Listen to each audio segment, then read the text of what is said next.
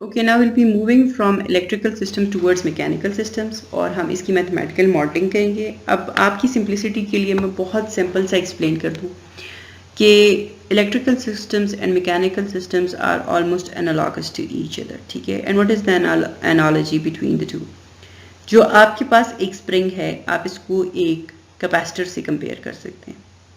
आपके पास जो डैम्पर है, आप इसको एक रेजिस्टर से कंपेयर कर सकते हैं। और आपके पास जो मास है, उसको आप इंडक्टर से कंपेयर कर सकते हैं, ठीक।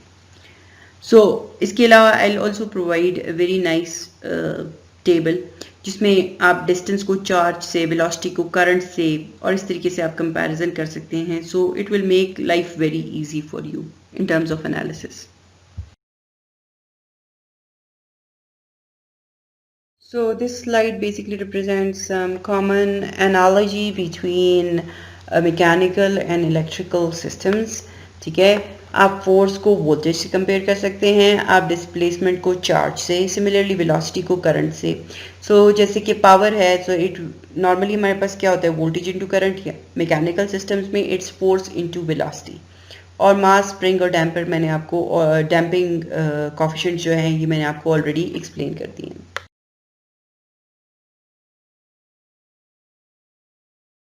सो ये स्लाइड बेसिकली फोर्स और वेलोसिटी का रिलेशनशिप एक्सप्लेन कर रही है।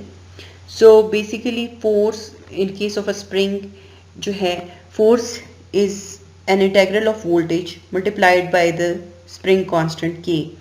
सो as I explained it to you before कि आप फोर्स और वेलोसिटी को किससे कंपेयर कर सकते हैं, वोल्टेज और करंट से। सो यू कैन सिंपली सी कि किस तरीके से कैपेसिटिव इफेक्ट है इसका। सो ऑन सो फोर्थ आपके पास जो है रेस्ट ऑफ द टू है, that is the damper and the mass.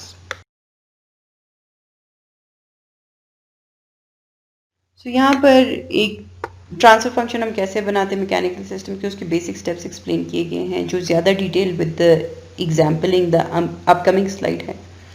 सो आपने simple equation of motion design करनी है और या डिफाइन करनी है, और उसके लिए सबसे पहले आपने फ्री बॉडी डायग्राम बनानी है और उस पर डायरेक्शन ऑफ मोशन को आइडेंटिफाई करना है, ठीक है। और एक दफ़ा आप direction of motion properly identify कर लें, उसको प्रॉपरली डिफाइन कर लें, उसके बाद क्या है कि आपने सिंपली ये देखना है कि all the forces that act on the body किसी भी डायरेक्शन में आपने उनको प्रॉपरली प्लेस करना है, ठीक है। एंड इसकी प्रॉपर इक्वेशंस जो हैं वो डिफाइन करनी है न्यूटन्स लॉ के थ्रू, और फिर you can get the transfer function. So याद रखिएगा यहाँ पर derivative in time domain will be basically excess multiple, यानी s multiple in Laplace domain. Initial conditions को आप ज़ीरो कर दें। तो जैसे हमारे पास इलेक्ट्रिक सर्किट्स में एक आरएलसी सर्किट होता है, यहाँ पर हमारे पास मास, डैम्पर और स्प्रिंग सर्किट है, ठीक है। सो अगर आप देखें, आपके पास जो रिजिड बॉडी है, जो वॉल ड्रॉन है, ठीक है, उसके साथ जो है स्प्रिंग और डैम्पर अटैच्ड है, जिसके थ्रू मास अटैच्ड है, और फोर्स जो है वो वॉल के ऑपोजिट डायरेक्शन में फोर्स अप्लाई हो रही है। सो उसके अगेंस्ट डिस्प्लेसमेंट अगर होगी एक्स ऑफ टी। अब जो फोर्स और एक्स ऑफ टी उनकी डायरेक्शन एक है, और जो आपके पास डैम्पर है लगा हुआ है और जो आपके पास स्प्रिंग लगा हुआ है, और मास जितना ज़्यादा होगा वो खुद भी it is opposing these particular forces. So अभी हम इसका फ्री बॉडी डायग्राम ड्रॉ करेंगे, जिसमें हम इस फोर्स की जो डायरेक्शंस हैं या जो डायरेक्शन ऑफ मोशंस हैं डिफरेंट चीज़ों की, वो एक्सप्लेन करेंगे। उसके बाद हम लोग जो हैं इन सबको सम अप करके इक्वेशन की तरफ जाने की कोशिश करेंगे।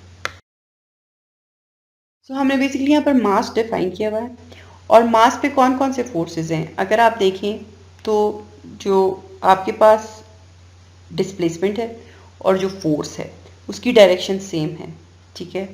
लेकिन जो दीवार के साथ, ठीक है, जो सपोर्ट लगा हुआ है उसका अपना एक फोर्स एक्सर्ट हो रहा है, यानी स्प्रिंग जो अटैच हुआ हुआ है। सिमिलरली आपके पास जो डैम्पर सर्किट है, और फिर मास खुद भी है, ठीक है। मास जितना हैवी होगा उतना वेलोसिटी जो है कम होती जाएगी, उतना आप फोर्स ज़्यादा एक्सर्ट करेंगे। So these all things, these three connections towards the rigid body, they are basically doing what? They are basically they are basically in opposite direction to the force applied. अब यहाँ पर हम force को in terms of displacement define कर रहे हैं, not velocity. अब remember कि फोर्स जब हम वेलोसिटी की टर्म में डिफाइन करते हैं तो it is a single derivative, that is mdv/dt, for example for mass. ठीक है.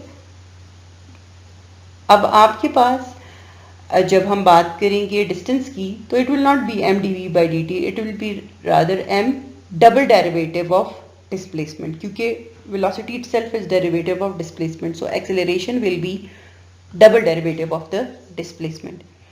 ठीक है.